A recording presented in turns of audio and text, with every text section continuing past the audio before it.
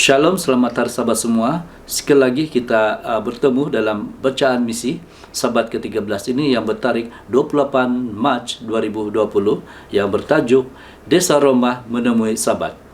Disampaikan oleh Peter Mezigar dari negara Slovakia. Penghuni di sebuah penempatan Roma di Slovakia seramai 20.000 orang menganggap diri mereka sebagai orang Kristen, tetapi tidak ada yang menghadiri gereja. Tiada yang pernah membaca Alkitab sekalipun.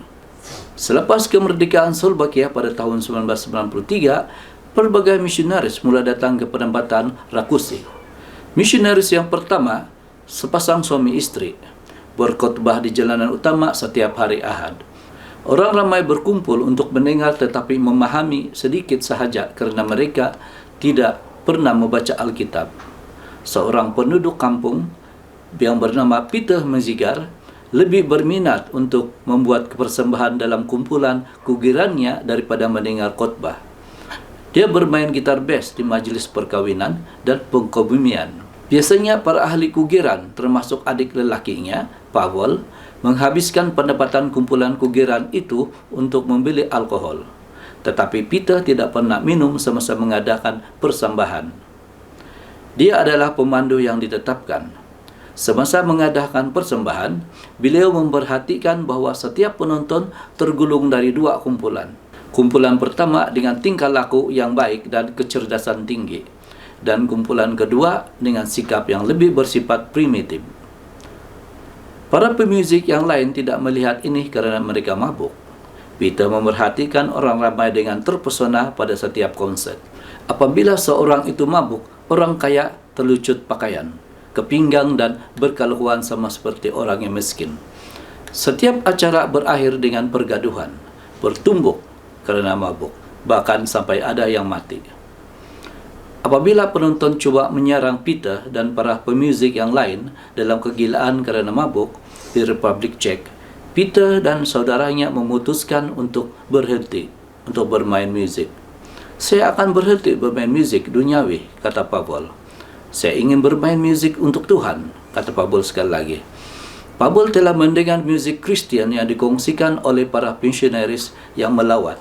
Tidak lama kemudian, Peter dan Pavel dan ahli penceragam yang lain bermain musik Kristen di rumah Pavel.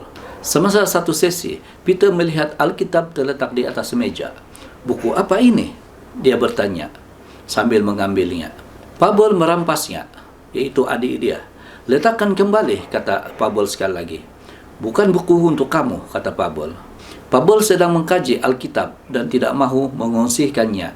Semasa Pavel dan yang lain sedang bermain, Peter dengan diam-diam menyembunyikan Alkitab itu di bawah lengannya dan meninggalkan rumah tersebut. Di rumah, dia membaca Alkitab untuk bulan yang berikutnya, seluruh Wahyu dan kemudian Injil. Selepas berapa lama, dia mengaku kepada adiknya bahwa dia telah mengambil Alkitab itu. Sebagai seorang adik, Pavel hanya boleh meminta agar Peter kembalikan Alkitab itu apabila dia selesai membaca nanti. Pada suatu hari, Peter menemui Markus 16 ayat 16, di mana Yesus berkata begini, "Siapa yang percaya dan dibaptis akan diselamatkan."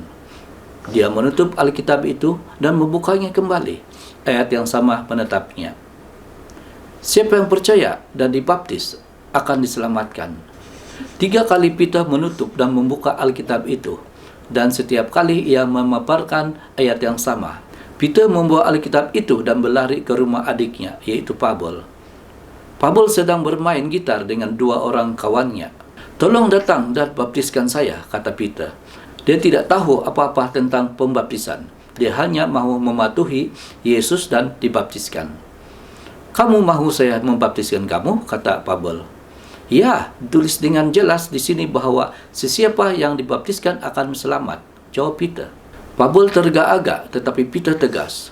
2 bersaudara dan 2 orang sahabat mereka masuk ke sungai yang sedalam 3 kaki ataupun 1 meter yang jauh di luar penempatan dan membaptiskan satu sama lain.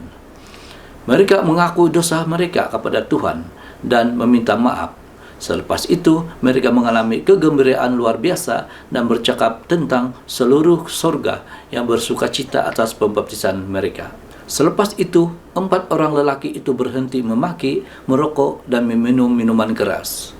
Jiran-jiran mereka terkejut, karena sebelum ini, apabila orang-orang ini mabuk, orang melarikan diri ketakutan. 4 sahabat itu memutuskan untuk mempelajari Alkitab bersama-sama setiap hari. Kadang-kadang mereka bermula pada waktu malam dan membaca sampai subuh pagi. Orang lain menyertai kelompok pelajar Alkitab itu. Selalunya 50 hingga 100 orang memenuhi ruang tamu di rumah Peter yang bersambung dengan dapur. Semasa sesi larut malam, perhatian Peter terarah kepada Markus 16 ayat 9 yang bermula, setelah Yesus bangkit pagi-pagi pada hari pertama minggu itu. Peter teringat bahwa Yesus dan para pengikutnya telah berhenti pada hari ke-7, yaitu Sabtu, dan tertanya-tanya mengapa para misionaris yang datang melawat di penempatan mereka beribadah pada hari Ahad. Tiada seorang pun misionaris itu dapat menjawab soalan Peter. Kelompok belajar Alkitab itu terus membaca dan menemukan hukum atau perintah keempat. Mereka mula memelihara hari Sabat.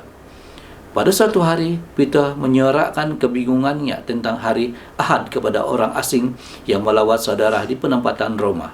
Kebetulan lelaki itu bernama Joseph adalah seorang Seventh-day Adventist.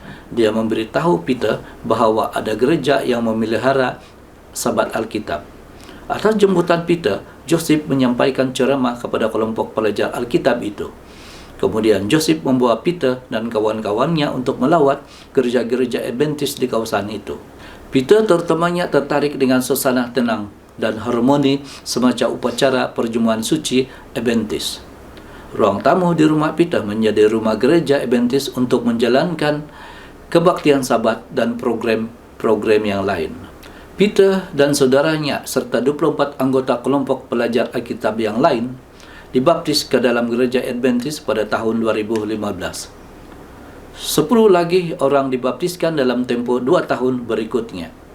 Pada tahun 2018, sebuah gereja Adventist telah dibina di pinggir penempatan itu, dan ia penuh sesak dengan kira-kira 100 orang setiap hari Sabat. Inilah gereja yang dibina Tuhan, tempat di mana dahulunya adalah ruang tamu rumah Peter. Sebahagian daripada persembahan Sabat ke-13, kuarter ini akan membantu membiayai program untuk kanak-kanak yang tidak berdaya di gereja di Rakusi, Slovakia. Terima kasih atas persembahan Anda untuk proyek ini dan yang lain di Bulgaria, Jerman, dan Spanyol pada kuarter ini. Begitu saja berakhirnya bacaan misi kita untuk kuarter yang pertama ini, Sabat ke-13. Sampai berjumpa lagi di kuarter yang kedua. Tuhan memberkati.